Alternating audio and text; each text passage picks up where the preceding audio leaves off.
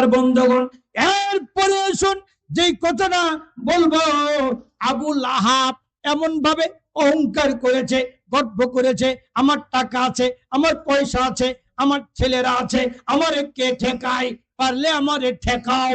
আল্লাহ কয় আমি তোরে ঠেকাইয়া দিলাম।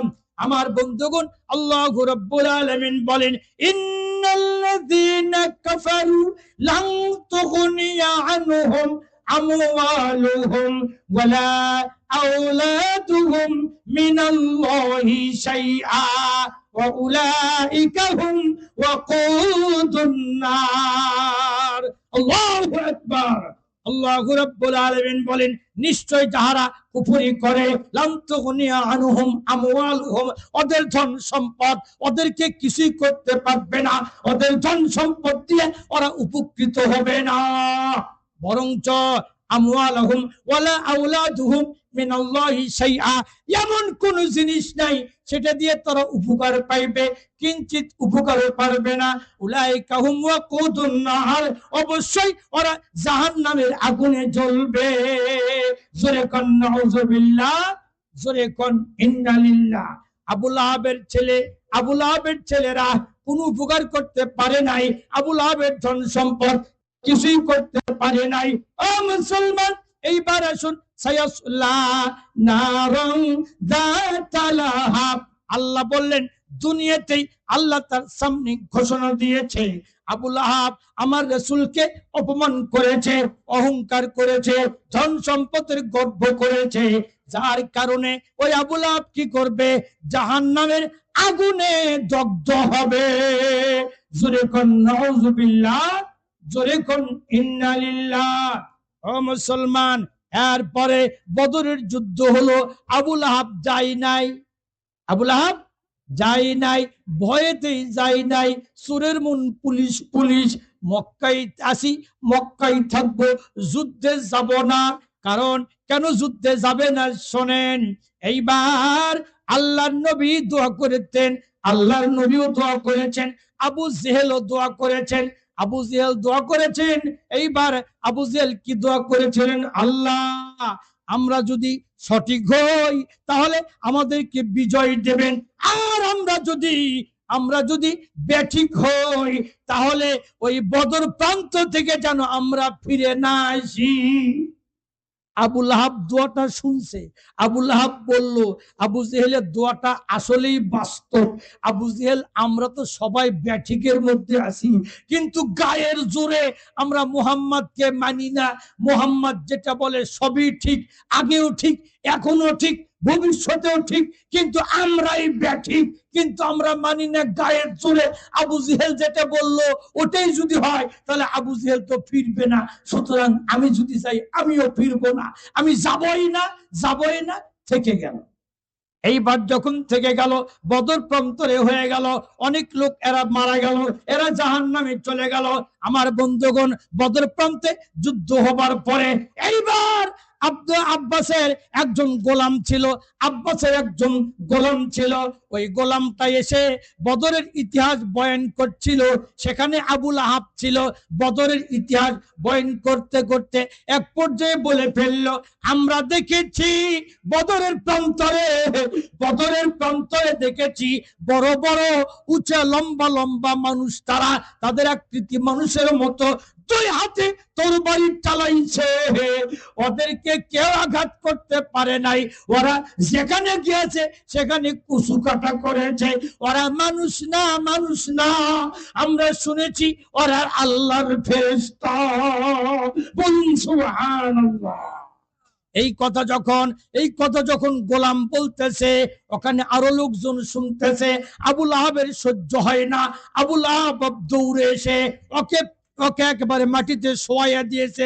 মাটি শোয়া দিয়া ওর বুকের উপরে চড়ে এইরকম গলা টিপে ধরেছে, হত্যা করবে, গলা টিপে হত্যা করবে।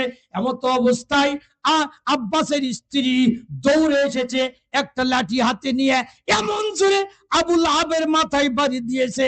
আবু লাহাব একবারই খেয়ে দৌড় দিয়েছে, পালাই পালাই আবু লাহাব দৌড় দিয়েছে।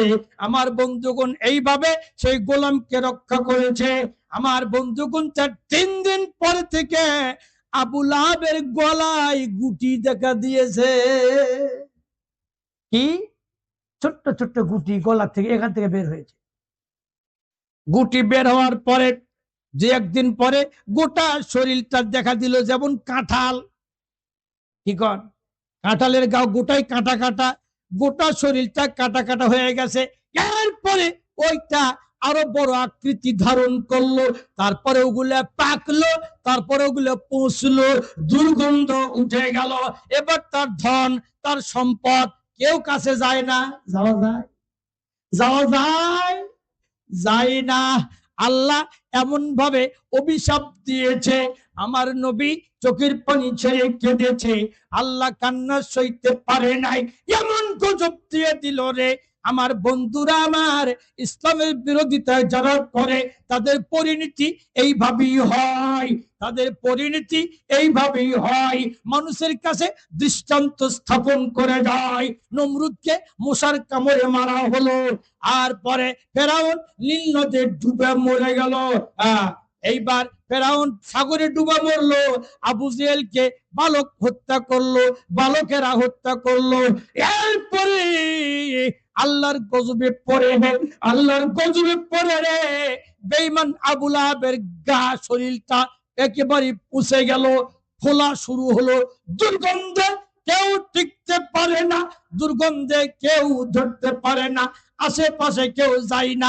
সবাই কি করলো, তার ছেলের উপরে, তার স্ত্রীর উপরে, এদের উপরে চাপ সৃষ্টি করলো। তোমার বাবা, তোমার বাবাকে সরাও। কয়েক তোমাদের বড় নেতা ধরে দিয়ে এই গন্ধ নেতা চলবে না, যেই নেতার গাও গন্ধ ওই নেতার কাছে আমরা আসবো না, ওই নেতাকে কোথায় রেখে আসবা, রেখে আসো।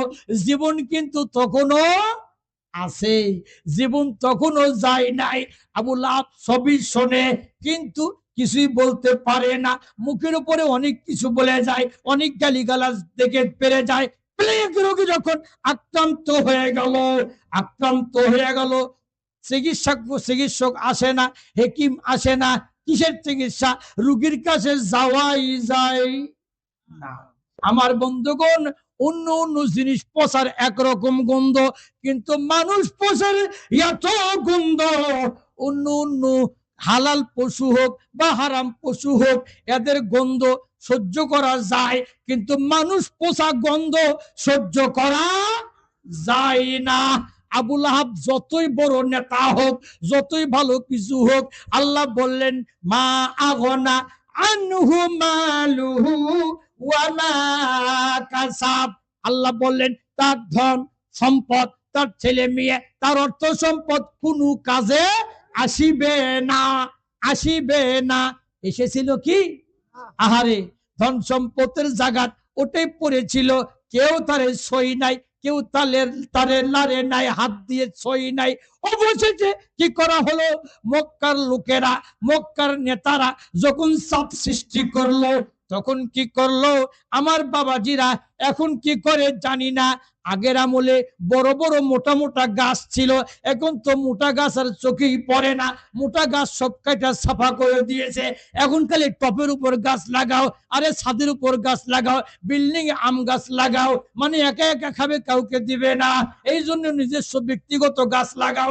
এমন করে লাগাই গো, ওই যে বড় বড় মোটা মোটা গাছ আমরা দেখেছি কেটছে, কেটে ডোম তৈরি করছে, পরাত দিয়ে গাছ কেটে বেটে এই বড় বড় ডোম তৈরি করা, লাঠি দিয়ে গড়াইয়া গড়াইয়া ওই গাছটা আসল জায়গায় নিয়ে গেছে। কি কর, তাই না?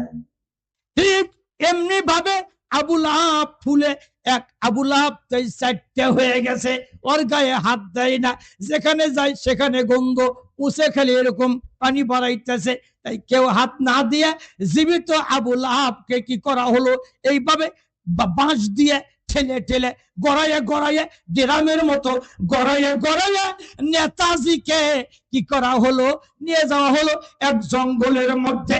জঙ্গলের মধ্যে যায় এক গর্তের মধ্যে ওরে ফেলে দিয়ে আসলো। জোরে কন নাউজুবিল্লাহ, জোরে কন ইন্না লিল্লাহ।